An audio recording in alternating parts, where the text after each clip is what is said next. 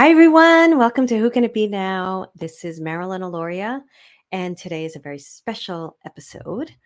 Today, we're going to be talking about how to talk to deceased loved ones. So, there's a few things I want to teach you and a few things I want to talk to you about. We're going to focus on clairvoyancy, empathic ability, the overall conversation about talking to deceased loved ones, and what I believe. And at the end of this, you're going to hear a little bit of music. And then you're going to get a very special recording I did for my Next Level Living program, where I talk about how to remove spirits from your house. I don't go into a full on space clearing in that particular recording, but I do give you some tips and techniques on what to do because many of you probably already feel spirits coming in and communicating with you, or you had it when you were little and it was really, really scary. And so when I opened up, I had to learn like, woo, what I need to do. And this is some really good tips and techniques that will help you out in that area. So the reason why I want to talk about this topic is I'm teaching it right now in Next Level Living. And it was a really interesting conversation to be having with that group of people. Next Level Living is my signature program. It is the program that you're going to hear me talking about on my podcast because I absolutely love it. And what I feel it helps people do is really think out of the box. Now, just let me say this for a minute, because whether you're interested in working in this program or not with me, I still think this is important of what I'm going to say. What I recognized recently is people contacting me and talking about how I taught them how to really use their imagination when they do this work. And because of the way I taught them, because I don't believe in the box thinking, I don't believe in rules, I don't believe in wrongs or rights, any of that, they have allowed themselves to really explore their own instrument and how they communicate with spirit, how they use their psychic gifts. And recently I've gotten like emails from people about, and I didn't ask for it, about how this particular work has really helped them to break the boundaries, has really helped them to accelerate, and has really surprised themselves because it's built their own confidence. And it has allowed them to engage in their own inner wisdom, tapping into their inner wisdom, as well as communicate with spirits if that's what they choose to do. But mainly it's about living their life and trusting the guidance that they're getting and taking the action that they need to take with it. So I feel like the more, because I don't seek a lot of feedback with my communities, and we've done testimonials and things like that. We haven't done it yet for Next Level Living. But even when I get testimonials from people, I don't always take in what's going on. But I feel like I'm at a different level in my work and in what I want to do with people and in my business. And because of that, I'm able to see what sets my work apart. Now, that's not a comparison. It's not an ego thing. It's not, hey, look at me. It's really not. It's more me owning my work in this world, my mission, and why I'm here. And any spiritual entrepreneur will understand this. We feel that we're called to do something, right? And we've had this calling ever since we were little. Whether you're writing books or you're wanting to be an actress and help people change, or you want to be a healer or a reader, it doesn't matter what thing you fall into. You just have this feeling inside of you that you're meant to do something in this world and really create change and really help people. And through that, you start discovering more of who you are, like who you are based on your own identity, based on your own definitions, and not on what people define you as. So, all of this work has helped me to really become more confident, more secure, more understanding of the choices I've made and the choices and making better choices. It's helped me in so many ways. And when as I explore this more and I explore like why I'm here and what is my greatness, and you may be like, what does this have to do with deceased people? It has everything to do with it. Trust me. But why am I here? What's my greatness? What am I meant to do? And I have to reiterate again, that's not an ego statement because if anything, I feel like I let go of a lot of ego last year. What it's about is more me identifying with my truth, what I desire to do, making sure I do it because I don't want to leave this earth thinking I had all that and everything I wanted to do and I didn't do it. So I've been in deep prayer and meditation asking like show it to me, let me know what it is so that I really own it and I embrace it and I do it. And when I pray those types of prayers, I don't have any expectations of results. I just sit in deep prayer meditation, and really deep prayer meditation could be 3 minutes. It's not like, oh my goodness, I'm gone for an hour and I'm getting into deep meditation. I've been praying my whole life. I mean, there may be like brief moments in my life where I didn't pray. So this is something I've had. And I sit and I just go, what is my greatness? And how can I own it? And how can I be in it? And how can I produce from it and be of help and be of, at helping other people and do what I'm here to do. And through that prayer, things drop in. And I get to see how my work, things that I've been doing for years with people, I get to see now how it really helps. And maybe I've always heard from people, but I've always been like, I don't, I just kind of don't listen to it. And I feel like now I'm listening with different types of filters. It's more about, oh, I like this. So this is how I can help people more. I can help people to really jump into their imagination and believe in themselves and believe in their dreams and understand like why they're seeing this rock in front of them on a road and for some reason they can't take their eyes off of it and it's telling them something. Or I had a really big dream last night, an actual dream where um, it's such a long story. Do I want to digress? Not really. I had a dream last night about something, and in my dream, I was like, this is just a dream because it was an anxious moment. And I heard, this is just a dream. You don't need to get anxious. And I calmed down. And then I had, it happened again. And then I heard, this is just a dream. You don't have to get anxious. And the dream kept going on, right? And then this morning I remembered it and I was like, oh, yeah, they're teaching me that this is an illusion and we get to decide how we react to it. So I'm not giving you the whole story, I'm giving you a short story.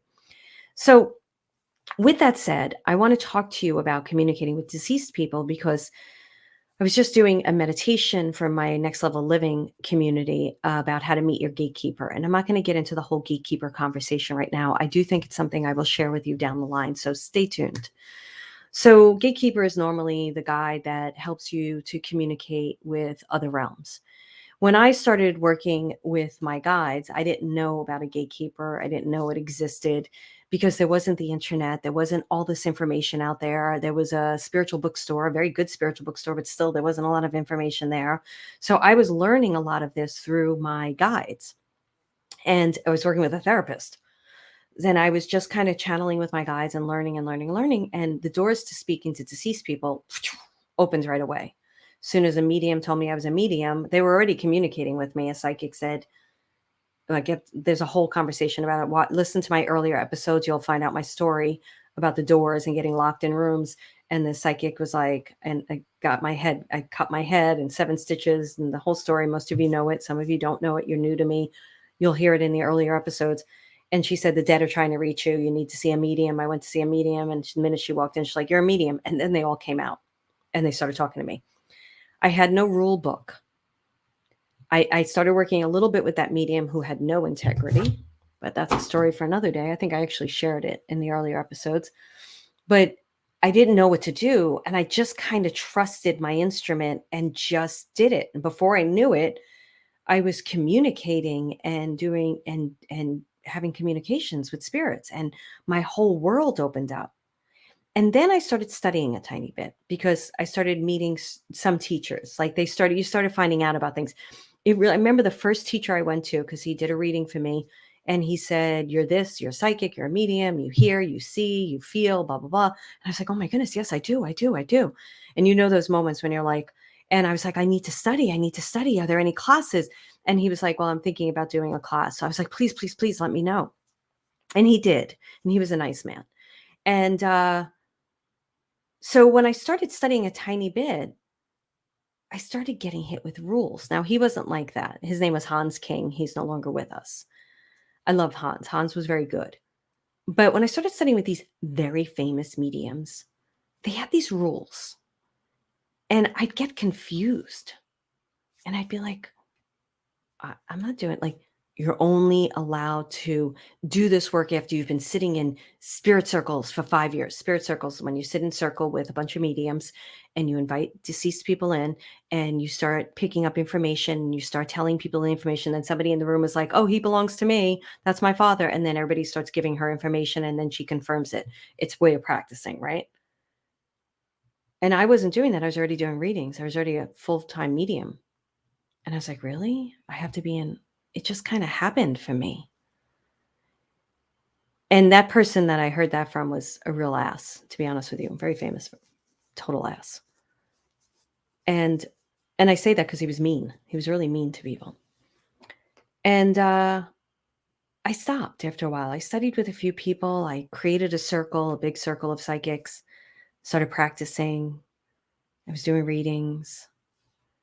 And I realized nobody knows better than me. Nobody knows better than my guides. They're teaching me. And if I follow their rules, I'm going to lose my gifts. I'm the instrument, I'm the person, and I want somebody to work with me. Like Hans never did that. Hans would teach us things, but there was always room for growth. There was a couple like that. But I just didn't want it. I was like, I don't like this. And then it started becoming camps. Like, how long you do? And I do this, I do that. And I was like, I can't get into this. So I just pulled out of that and did my work. And really my guides were the ones who told me. I was thinking about studying with this other famous medium that I took a course with. And they were like, "Don't do it. Study spirituality and religion. We want you to study that." Now, I didn't know at that time that I was going to branch off into teaching much bigger worldly things. I promise I'm going to get to deceased people in a minute. And I always trust my guides, what they bring forward. So I'm trusting this is useful. So anyway, they were like, "No, no, no, don't do it." And I was like, "You sure?" And I was already working full time, had a list, a waiting list. And you get into that doubt, right? Because everybody around you is like, "You're supposed to do this and that." And you're like, "Wait, I don't know. Everybody's telling me that I have a waiting list. Maybe I should, because everybody's saying that I should do it that way." That's the feeling I was having. And these were the antiquated mediums that I cannot stand. They're the ones that say, if you're not talking to a deceased person, you're doing a psychic reading. No, no, no, no, no. Everything I take is from my guides. It's channeled. That's not psychic. Psychic, I'm not reading people's auras. I'm not reading people's energies. I'm not reading people what they want to hear. I'm talking to my guides and giving future information. So I did a whole episode on that, psychic versus medium. Go check it out. So I remember them saying that, and they kept saying, "No, you need to study spirituality. You need to study spirituality." Now, I have a ton of spirituality. I was raised very spiritual.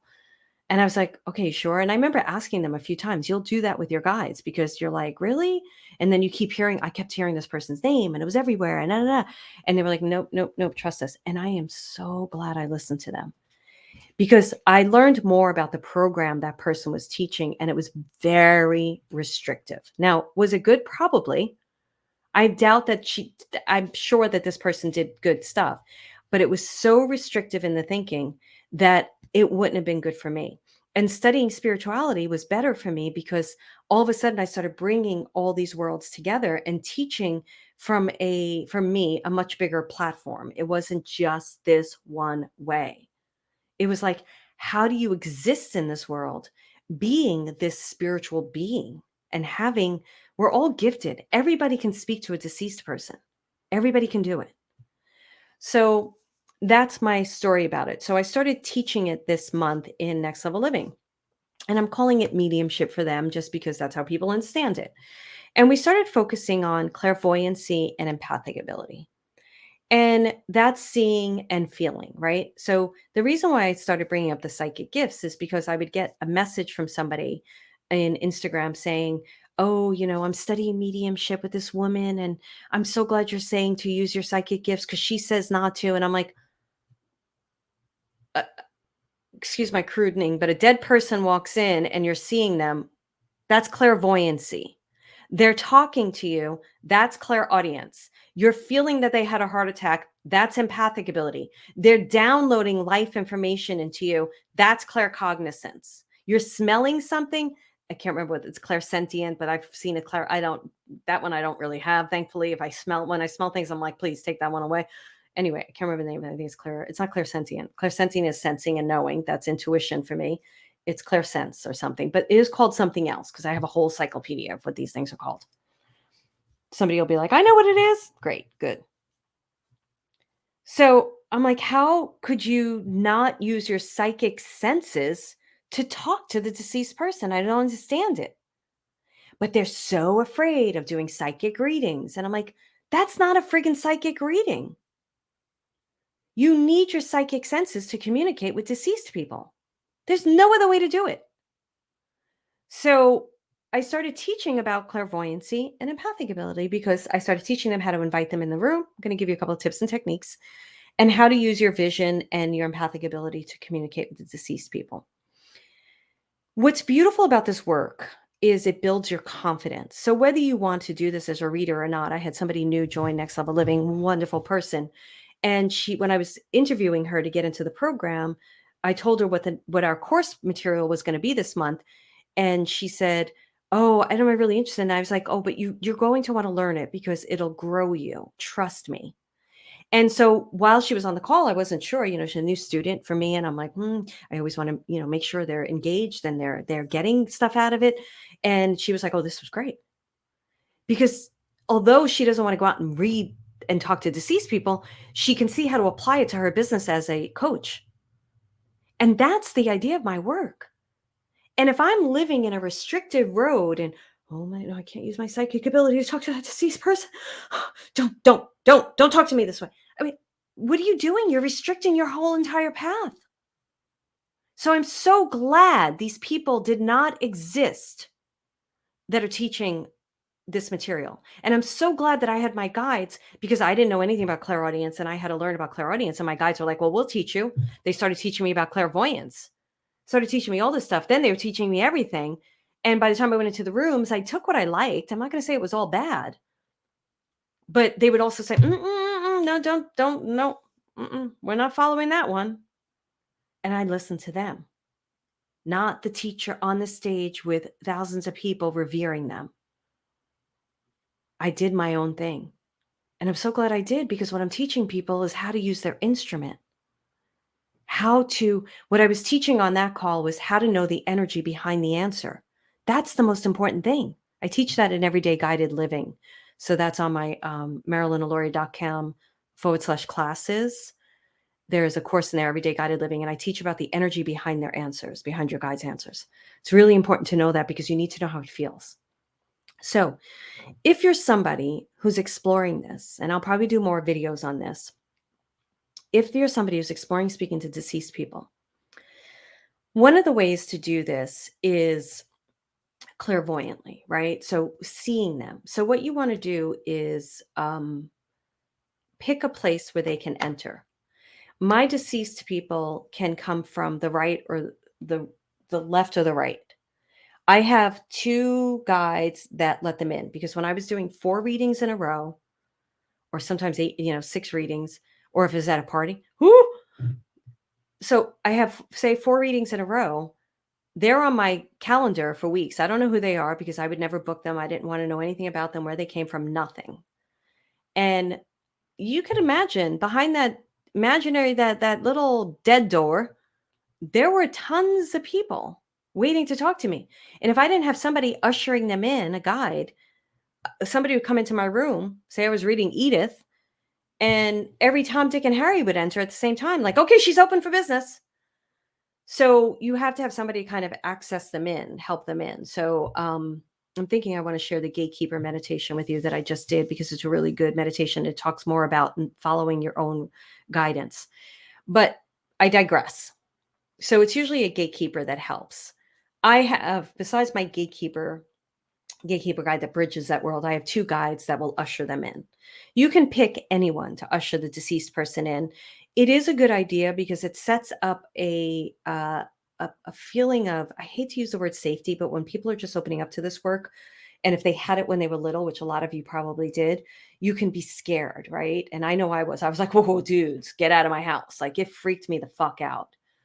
So when you invite them in, it's good to have some type of boundary there, spiritual boundary, to say, yeah, this one's okay, you can come in. Now, I don't allow them to come into my house. That's the next thing you're going to hear after this one. I'm going to share that recording with you that I did for Next Level Living about how to deal with that. But you can have them come in a certain space in the room. You can play with celebrities that you know are deceased, that you know there's a lot of information on the internet about them, but you don't know a lot about them. So you can pick like Frank Sinatra. So what I did with Next Level Living is I focused on a celebrity. They didn't know who I was focusing on. And I had them, I saw a picture and I had them, the deceased person come in and they would say, I would say, what clothes, what color hair, what color eyes. You want to get specific information because when I'm reading someone and their father comes in, I don't have a relationship with their father the way that I have a relationship with my guides. So now the deceased person and I, the father and I, have to create a relationship.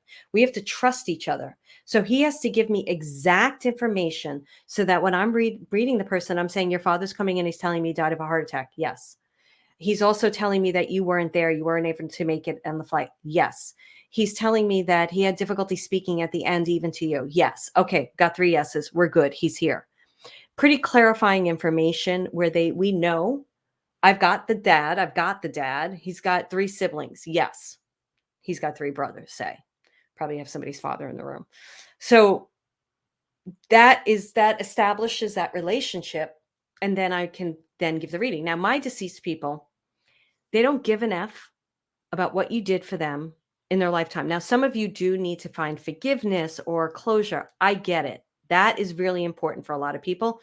And I feel like there's certain people that really specialize in this, and that's a good person to go see. It's really nice to get that closure, to hear that what you did for them was great. Mine will be like, yeah, thanks for the soup, but let's talk about your life because you're the one who's still living. And I'm in a different consciousness now. They move into the different consciousness.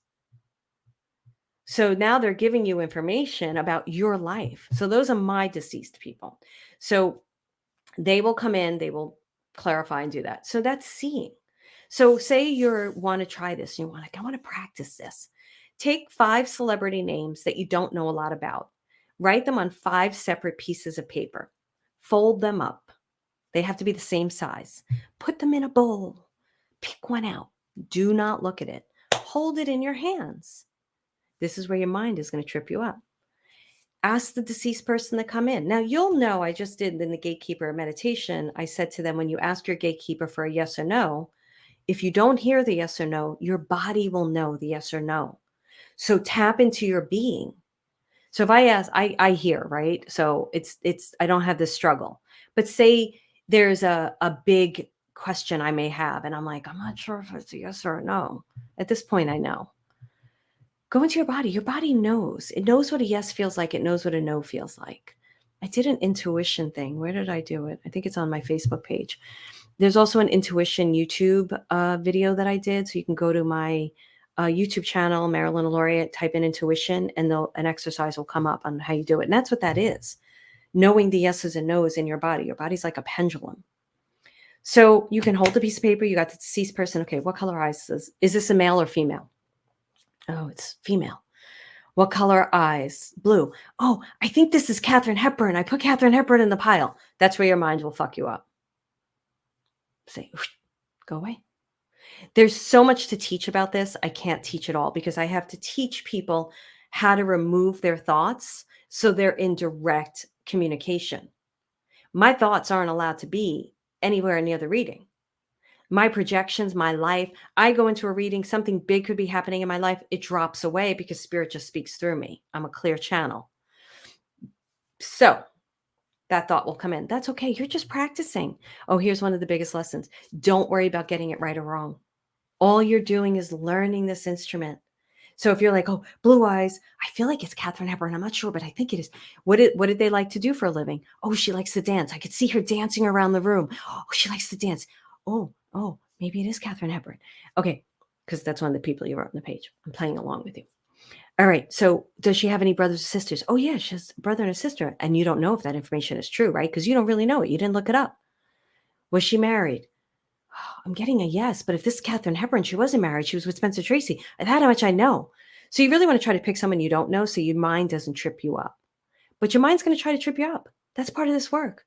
The biggest part of my work is to get your mind out of there, is to get you into, when you're in direct, divine information, wisdom, tapping into the wisdom. I got a spirit in here now. I can feel it.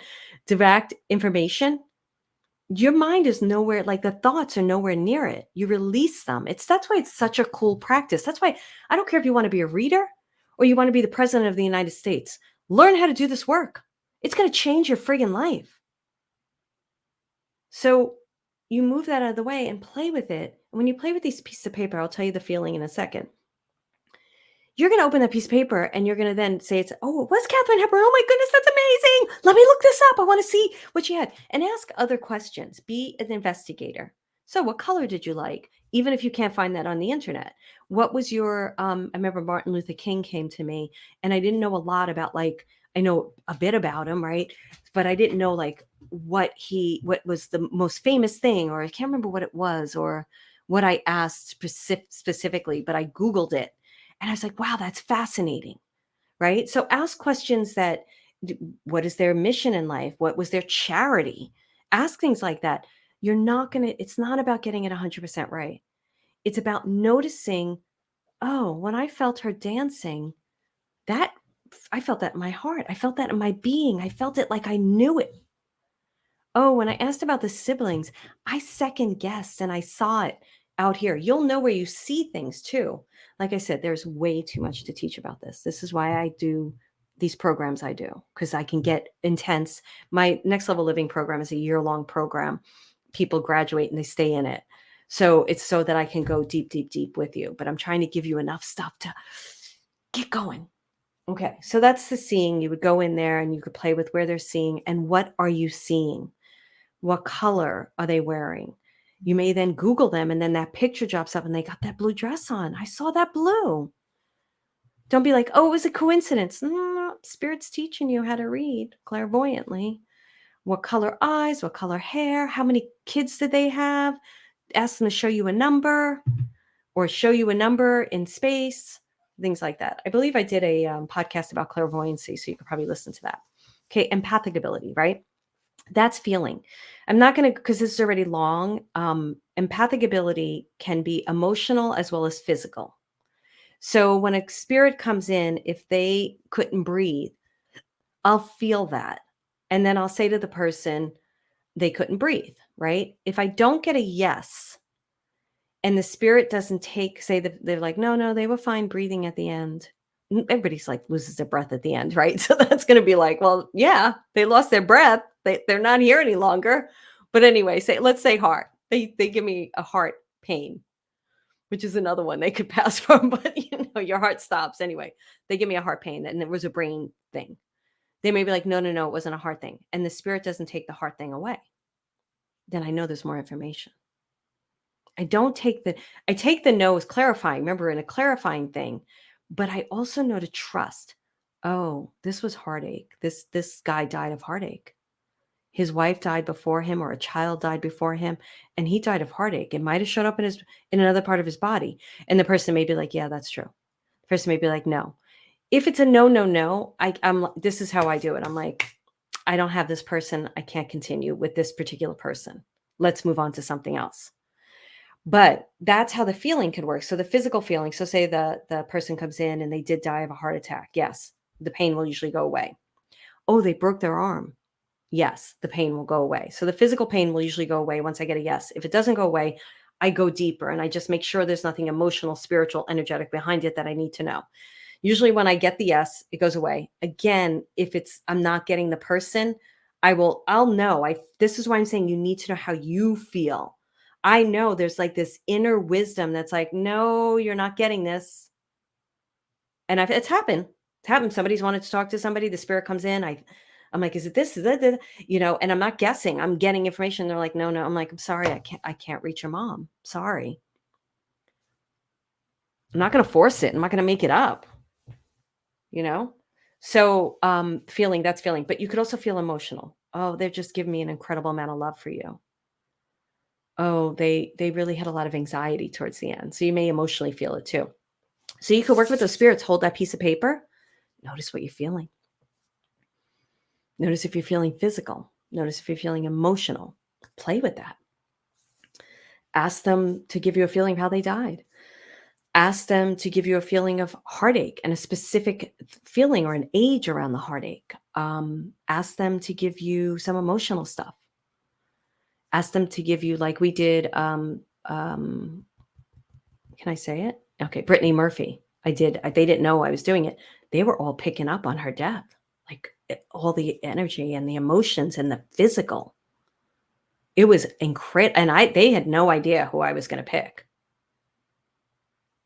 And it was amazing. Absolutely amazing.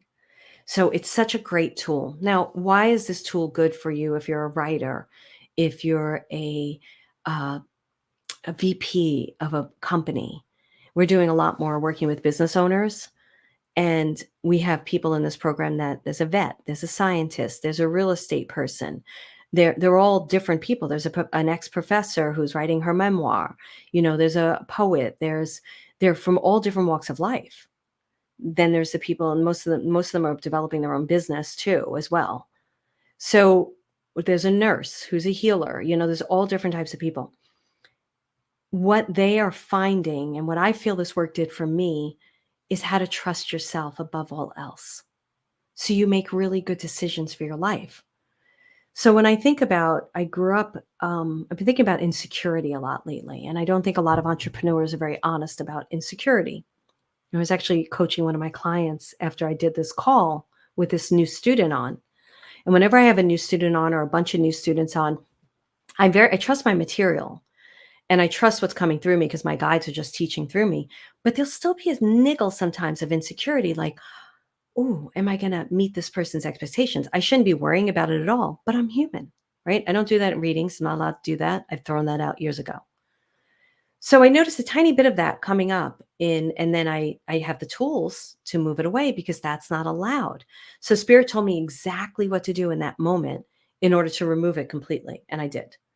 So the reason why I bring up insecurity is because I'm noticing, like, as I'm stepping into my visibility, being more visible about what I do, being more passionate about it, not hiding it, embracing it. And I've always was the person when I opened up to this, I still wanted to be a little bit normal. Like I didn't want to be the weird girl at the party or at the dinner table. I very rarely will like say to people, and people are like, what do you do? I say life coach because I don't want to get into conversations about it. It's not because I'm hiding. It's because when this is how I chose to live. When I'm living my life, I don't want to get into these conversations because if I start reading you, you are not going to be able to be around me because you're going to be like, oh my goodness, she saw all that stuff. Trust me, it's happened. So I kind of decided early on, I wanted to separate it. Not everybody's like that. That's okay. You choose what you want to do. So with all my work, what I've been noticing lately is moments in my life where I was really insecure. I remember Hans actually saying it to me in a reading. He said, you came into this world already with self-worth issues, and then your family just did a number on them. And when you hear a reader say something, you're like, that's truth. And I was like, that's truth. And as I step out more, owning who I am and what I'm here to do, and let me tell you, in my work, there is no this, I'm this, you're this. We're all this. Doesn't matter to me. We're all, for those of you listening on the podcast, we're all on even field, even ground. I forgot I'm on video. So there's no up or down. I'm on no pedestals, none of that. We're all walking together. So, but I've been thinking about like my insecurity and how it shows up. And tennis has been a huge learning. I'm going to do a whole episode on tennis because holy friggin' mackerel. I've always known it's been a thing for me to learn, but man, am I learning more lessons. And what I've learned is how this work has made me become a very confident human being, fall in love with myself, have better self-esteem, better self-worth. It's fascinating to me. Like I'm in an experience right now. I'm recording this on February 14th. Happy Valentine's Day, even though you'll be listening to this later, 2023. And there's an opportunity that came to me in front of me. And I went back and communicated with the person because I had questions about the opportunity. I always do. I was signed with great agencies and great production companies. I know great TV people. I know great opportunities. And I'm so lucky I did because there was one time where somebody was trying to own 75% of everything I've done and everything I will ever do. And I was like, oh yeah, I know this deal isn't good, even though it was a big producer. So there's an opportunity. I'm sharing about this security and what this work does for you and why deceased people, Marilyn. Why does this all make sense? I'll explain.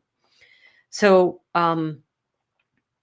this opportunity came in front of me and I started pushing back, asking questions. And the person does not like these questions. And it's a pretty big, nice opportunity. And I'm probably going to say no. And I sit there for a second going, it's a good opportunity. And then I go back and I read the message around it, and my questions aren't getting answered. And they want to like talk. And I'm like, I don't want to do this. I don't want to do this. It's just answer my question. And it's those kinds of moments where I don't do what I think I'm supposed to do outside of me. I do what feels really good inside of me. And I may be walking away from something, but I always trust that if I'm walking away from something, if I'm walking away from something, I am walking towards something better. So the reason why I'm laughing, and I wish I could tell you the person, but I can't. A-list, A-list, A-list celebrity. A-list. Think friggin' any A-list celebrity. Somebody asked me to do a reading for them because they experienced something and they needed a reading. And I was exhausted. I've shared this story before. And I was doing so many readings, and I would not push out one of my clients to do that. I just won't do that. It's not how I operate. I'm not going to be like, oh, sorry, Sally Joe, but A-list celebrity wants to come in your slot and you've waited 3 months for the slot. So can you wait another 2 months? And I knew my energy was just so much.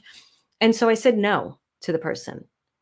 And I was watching this person recently do a really big thing because they're A-list. And I was thinking, how would my life have been different if I read them? Because when I was being shopped around for TV shows, they want to know who you read and what celebrities you read. And my celebrities don't want to be known that way. So I was like, I really can't tell you. I'm not going to go out saying I'm the celebrity psychic. It would never work for me anyway, because I don't like that stuff. And I got to tell you, my friend, the one who said that, she's now a friend of mine who said the dead are trying to reach me. She's got so many celebrity clientele. She never totes that stuff. I never see her doing that. So anyway, it's just, I'm kind of against that kind of stuff. That's me. So I was watching the person and I was thinking, because I used to think maybe I missed out on something. Maybe if I had read her, I would have been like, I don't know. And then I was watching that recently do this big, big thing.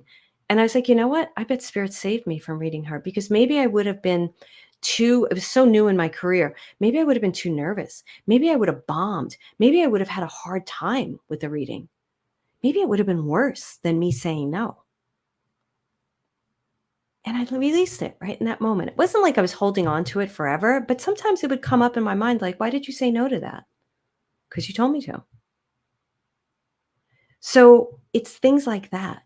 You get to trust yourself above all else, above everyone else.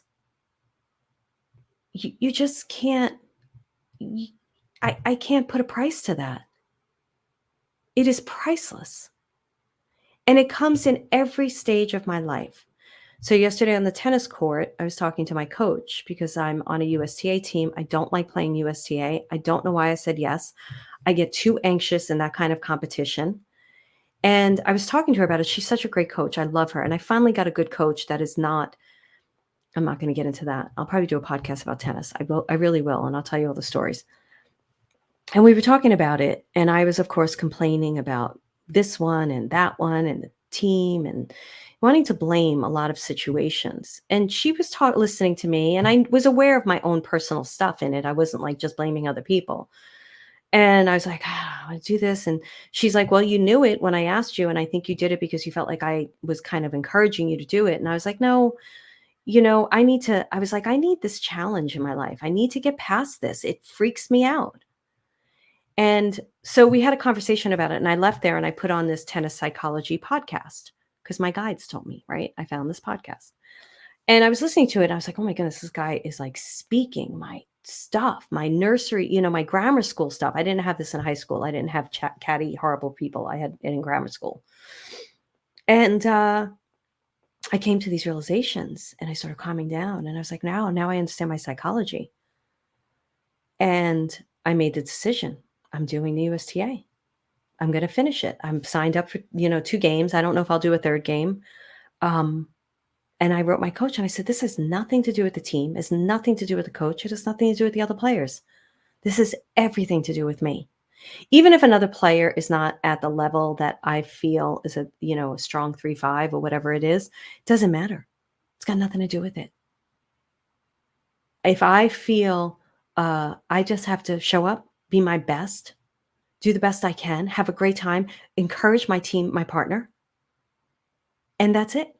So you get to make all these solid decisions from such a strong place. Can you see how that could be a rippling effect to everything else in your life? How can it not be? So I want to end it on this. So why deceased people? My work with reading deceased people built my confidence.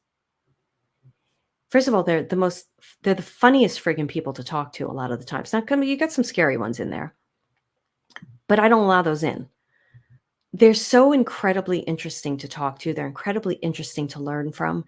It's so cool to talk to someone and then find out, like, even the person I'm reading has no clue what I'm talking about. And then they go back and ask a relative and they find out that it's all true.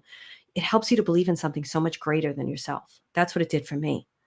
It built my confidence. And it wasn't about, in the beginning, of course, I wanted to be really good because people were coming to me in such vulnerable states that I made a deal. Like, I was like, I've got to be really good because these people are going to be so vulnerable in my heart. And I have to make sure that I take care of them. But really, it ended up, it morphed into to things I couldn't even possibly believe that it would morph into. It became so much more. And it blows me away to this day.